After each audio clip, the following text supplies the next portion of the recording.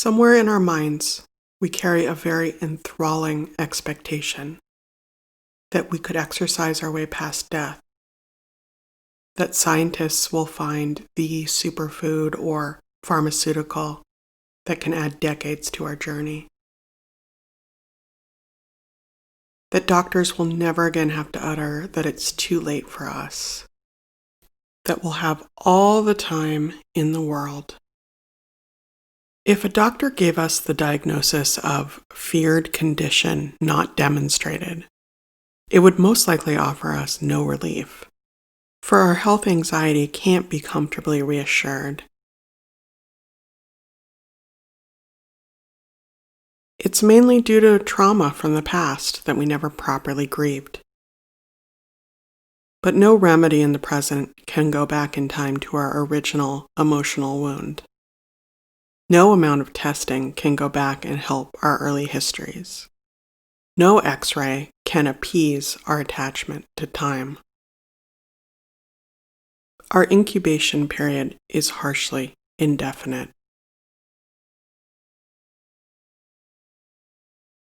We're so convinced something is wrong with us, and nobody seems to notice. No caregiver seems to understand us, and this may be because so many of us have had very worried parents that saw malignancy or danger everywhere.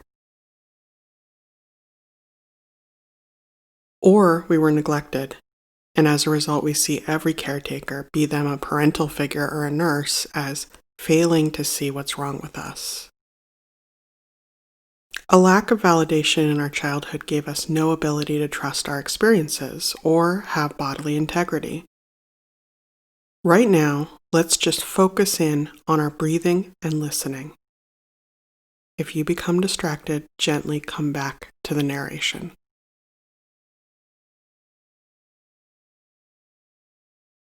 Emotional pain can feel shapeless and elusive, so any physical sensations become the targets we concentrate on to project our psychological trauma or shame.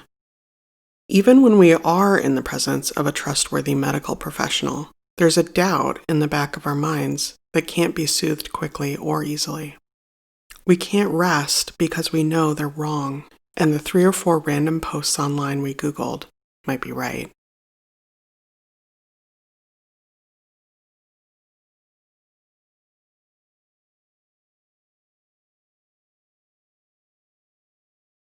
The Buddha taught his followers something different, something nearly opposite to what health or fitness influencers sell their followers.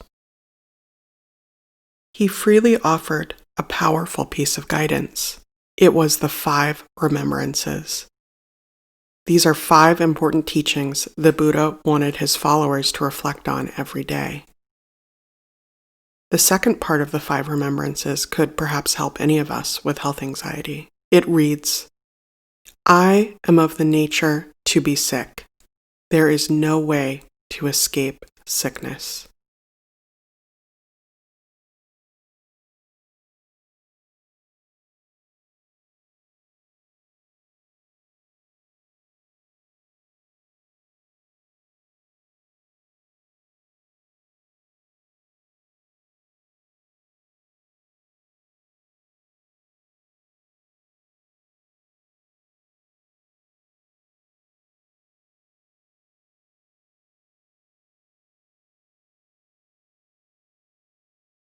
This is part of our nature as humans, to become sick.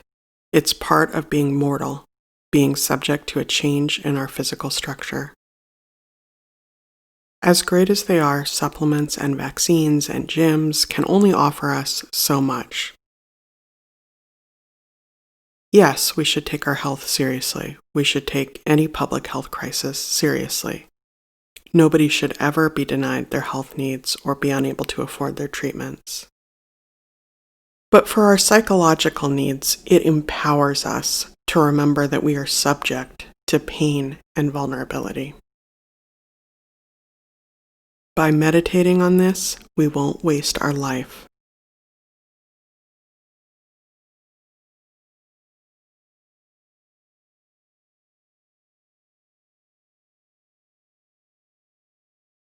as the third part of the five remembrances reminds us, I am of the nature to die. I cannot avoid death. We've grown squeamish around these conversations, and understandably.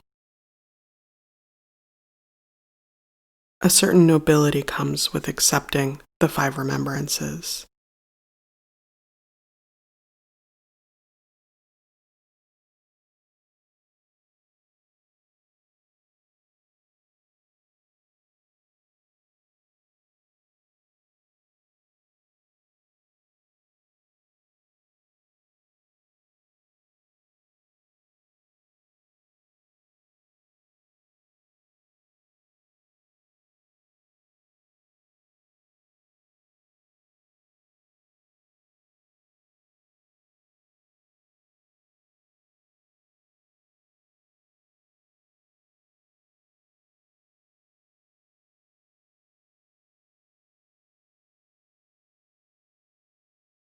The pandemic has brought a lot of stress to how we behave in public. Among friends, we reflexively want to hug, and even our dreams aren't off limits from any germophobic imaginings.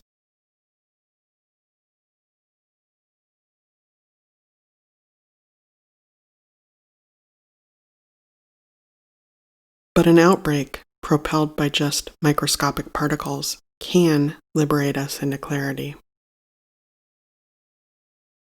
We remember once more the fragility we embodied this whole time.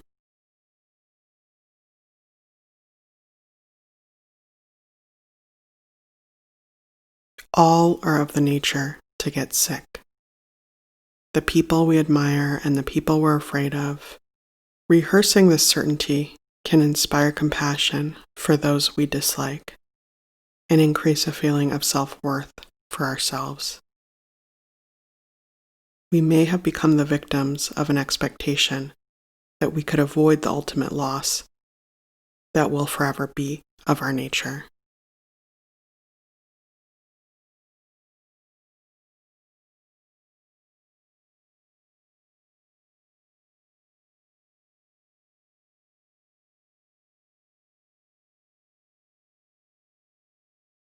Try to calmly scan the body. Discomfort or pain seems like an alarm bell going off, but we can survive. We can live in the present with our beautiful, imperfect nature. Humans are of the nature to get sick. It's also in our nature to recover from a lot of things. It's in our nature to make a few mesmerizing discoveries to give us a little more time. It's in our nature to find hope when news looks scary. Healing is just as much a part of our nature as sickness is.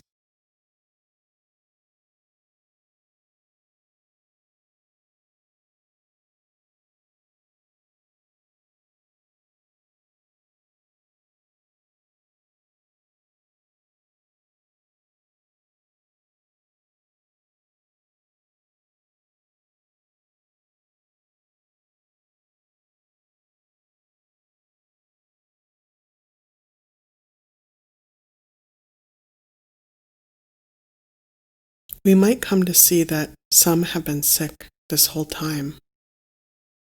We shouldn't assume everyone that's ill is begging to be fixed or is unhappy. Some parts of the world still see illness or disability as something to be ashamed of. Without it being our intention, our fears of contagion could lead us to treat sick people unfairly. But we don't need to feel ashamed. Shame never helps. It's only shame that screams to us that we're of a disgraceful or perverted nature. That's probably why we can't ever be at peace to begin with. Our health anxiety has become its own disorder. Try now to release the tension in your muscles. Exhale sweetness. Give the world something better than what it's given you.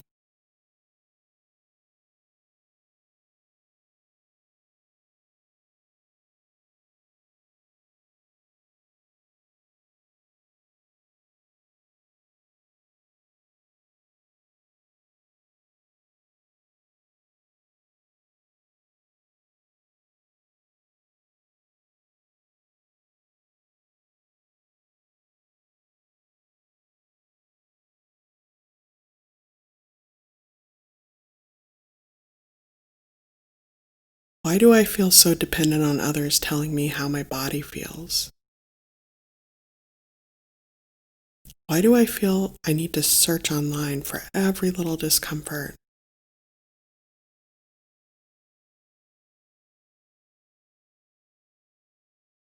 As the final part of the five remembrances teaches us, my actions are my only true belongings.